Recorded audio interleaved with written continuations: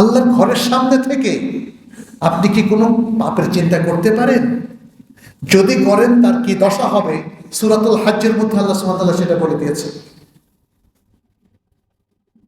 তিনি বলেছেন কি, যে ব্যক্তি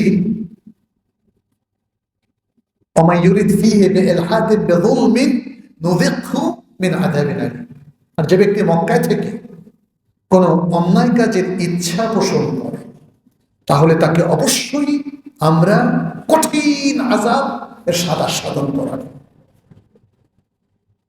মক্কায় থেকে, হারামে থেকে, মসজিদুল হারামের আশেপাশে থেকে সে যদি খারাপ কাজের ইচ্ছা পোষণ করে তাহলে এগুলো তার দশা। আর যদি খারাপ কাজ করে, বলেন তো তাহলে কি দশা হবে?